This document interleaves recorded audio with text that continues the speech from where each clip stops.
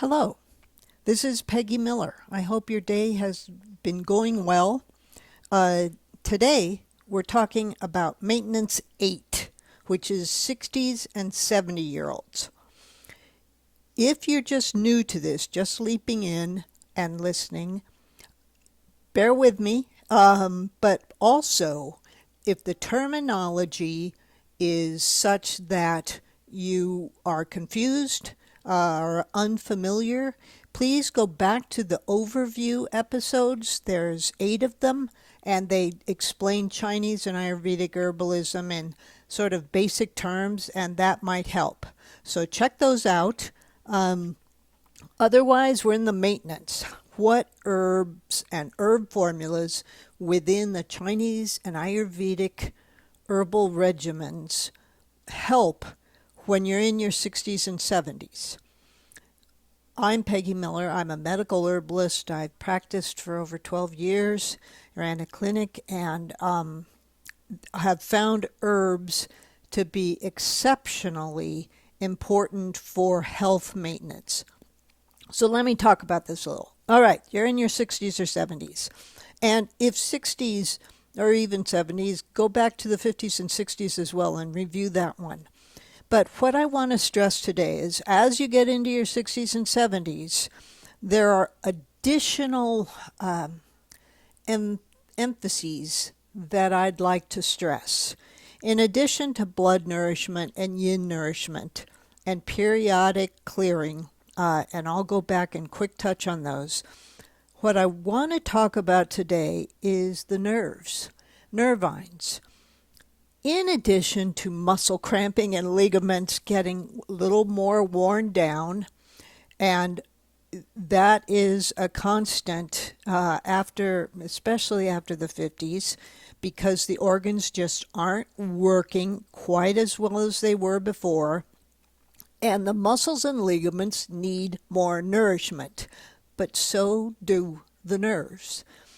Joint damage, pain, stiffness, all of these things, even related to blood nourishment, to the lack of enough of the right nourishing additions to the blood, the nerves are starting to really surface at this time. And are there herbs that help with that? Yes, there are. And I haven't stressed these before because in the younger years, blood nourishment alone, the herbs for blood nourishment like cornus, schizandra, the Dangi 4 herbal formulas that I talk about in the previous episode, those all help with blood nourishment. That alone often is enough. But as you get into your 60s and 70s, the nerves they've taken a beating.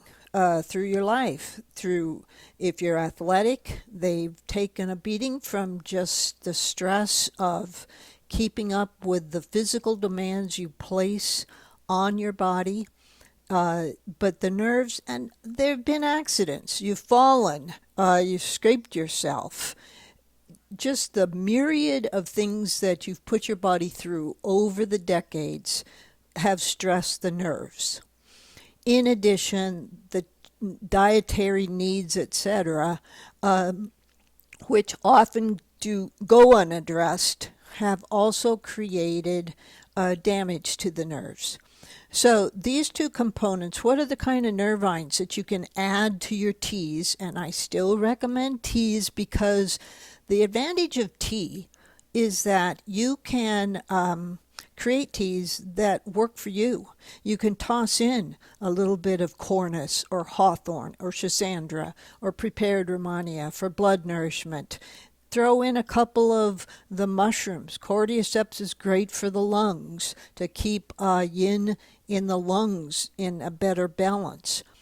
So teas give you the approach that you can just collect the different herbs and try them. And as you find ones that really work for you and your physical needs, make teas. In addition to the blood nourishing ones, nervines can be added as well. The first I'd like to talk about because, in a way, it's the strongest. I haven't mentioned it earlier because in prior years, oat straw is enough. It just is. It's a great nervine. It helps soothe the joints, and it's a exceptionally good anti-inflammatory, and it is plenty. And in your 60s and 70s, it still might be enough. But if you're finding that your nerves have suffered some real damage, then you need to take a look at skullcap.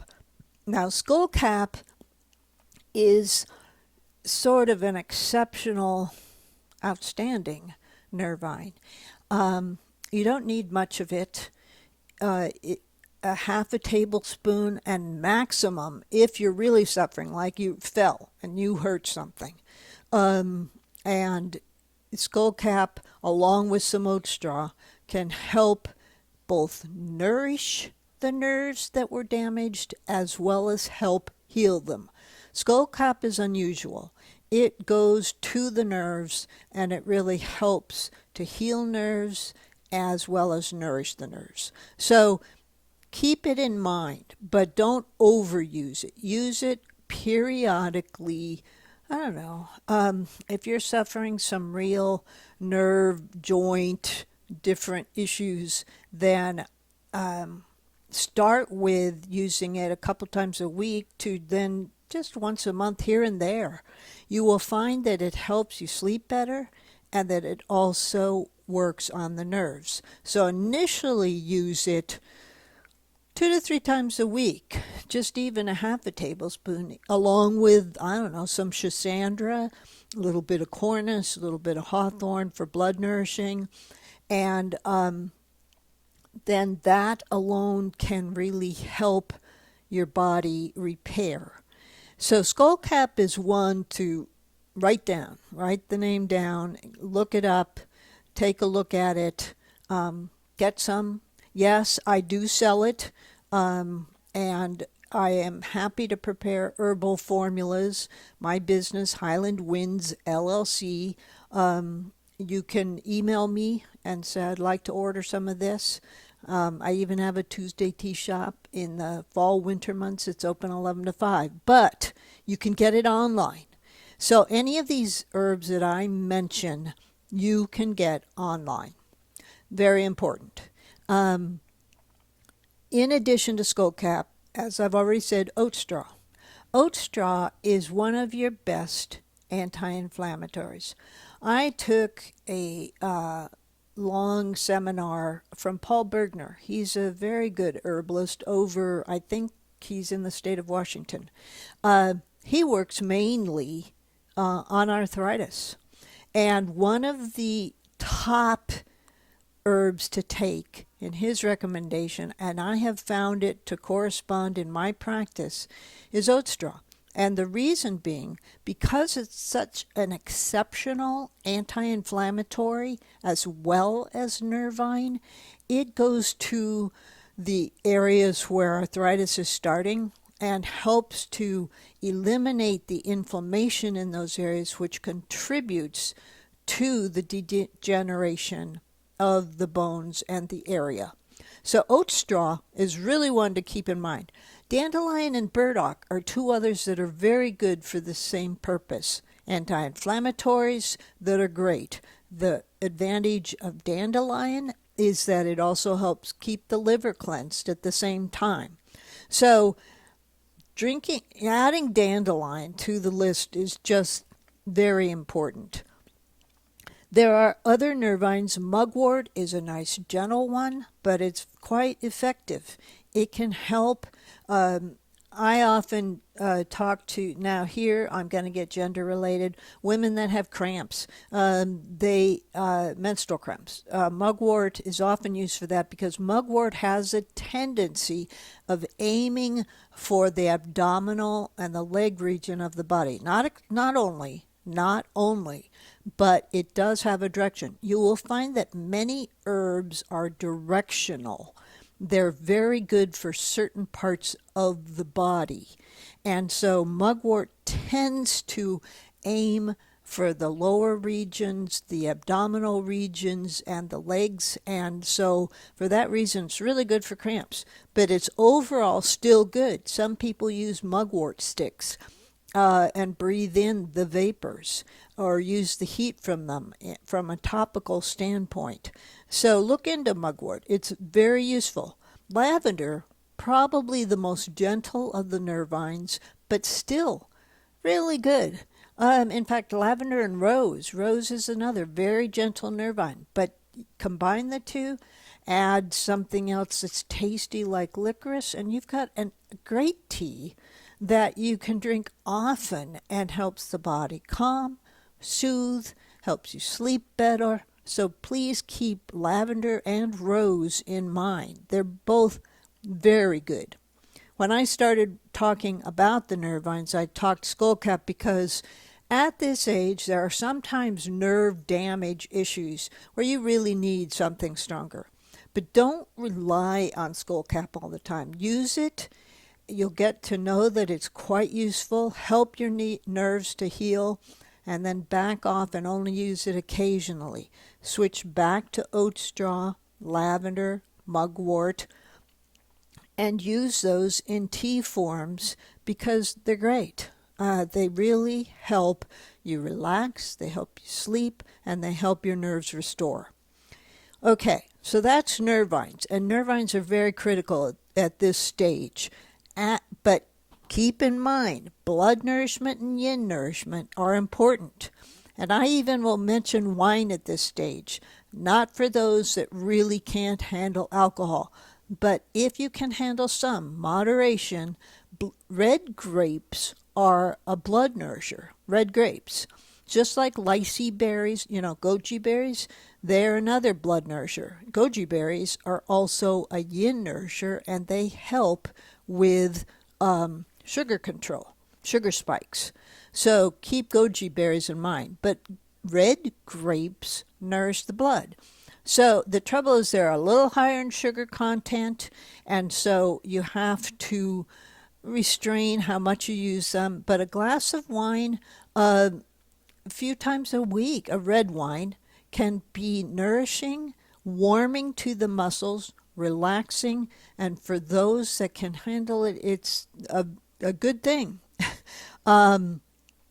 Exercise is important. In addition to yoga and walking, I even stress forest walking. Walk in the forest. The breathing in the pine or the evergreens that are in your area, as well as the eastern hardwoods. We have some hardwoods here in Montana. That forest air is very healing. I know it sounds strange, but pine trees help with arthritis. Forest air is healing. So try as you can to walk in forests. Try to watch comedies. I know that sounds like comedy. What's she talking about? Comedy is important. Laughter is important for health. And at this age of 60's and 70's, a whole lot has built up. And just stopping to laugh is exceptionally healing. It's healing. So these are different components that are all important to health. But going back to herbs, the nervines as well as blood nourishing, Dangi 4, Romania 6, go back and listen to the prior episode. MCAT, I think, is going to be having the DVDs. You can even get them from MCAT at just cost. And so you can, create a library if you want. And I am going to be working at putting this on YouTube as well. So these are the different things you need to stress. Next time I'll be doing 70's and 80's. I hope you've enjoyed this. Have a great day.